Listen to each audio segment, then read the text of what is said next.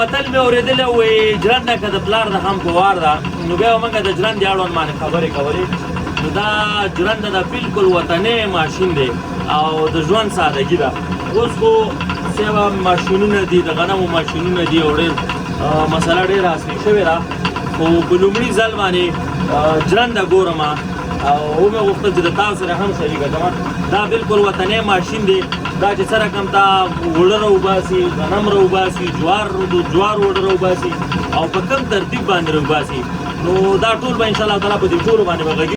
ها نو دې ته وایي ژرندګړی دا ژرندې د دې ماشین چې دی مسؤل دی نو راځئ په دې باندې یو باندې خبره کوم زه استاد دې خوا راشم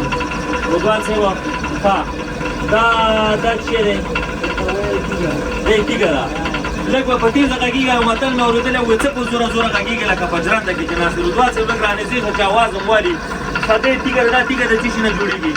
دا خو تیږه د کومې تیږې نه جوړېږي دا څنګه جوړېږي څه ګرده که دا همداسې طبیعي ګرد دی دا د دې خپل استادان دي ښه او دی چې دا پړی چې داسې تلی دی ها په دې باندې دانه زیاتېږي او کمېږي په دې باندې به لږه زیاته کړو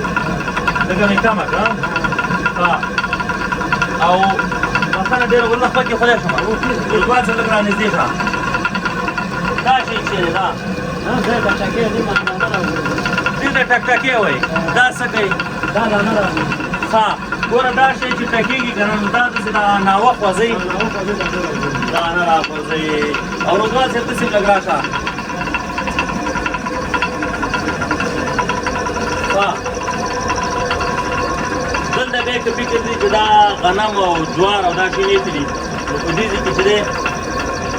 غنم اچول کېږي او بیا هغه ناوه کې لاندې ځي همداسې روانې ښه اوس مې په دې باندې پوه کړه چې دا یو بوجۍ غنم ته په څومره دغې باندې وړه کې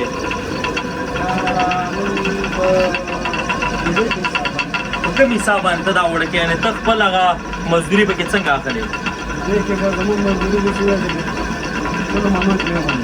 په 100 منو کې یو من او د ورځې دا څو منه غنم وباسي 50 منه وباسي نو دا خو لا ډېر 50 منو کې تقریبا ستا پر 100 منو کې یو من 3 منه غنم 3 منه پکې ستا کېږي نو بیا خو ډېر شی دی او دغلته د یو دغه هم پکې راځوړن کړی دی تعویض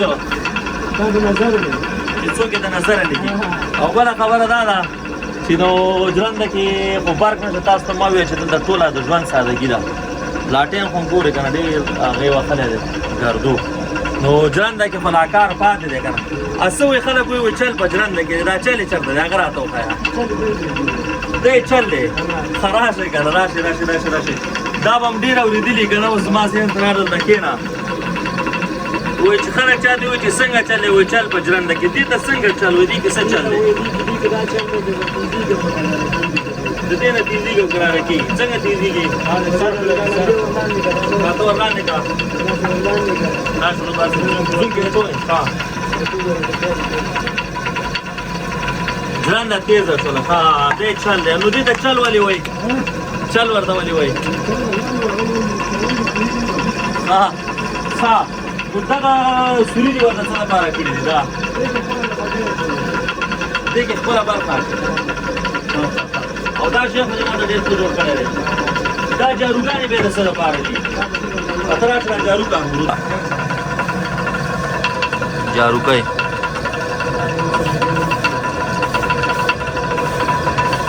ګوره چې خپه دې ونه وایي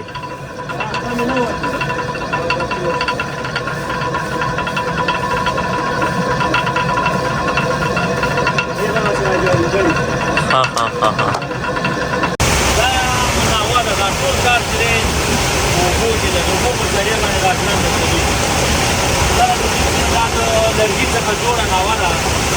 لاندې اوبه لاندې بیا دې ته د اوسپنې دغې د لرګي او څرخ لګېدلی دی خو دا دی چې هغې باندې تاریخي بیا برابر تیږه کاوئ لاندې اوبه په موږ د سکاره کې څرخ کاوی کېږي دغه یې ناوه ده خبره دا دی او درته دا خبره کومه چې مسله ټوله په اوبو باندې چلېږي الحمدلله او د اوبو د وجې نه نو افغانستان ښه غني دی تاسو کولی شئ چې ژرندې نه بهر طرف نه هم وګورئ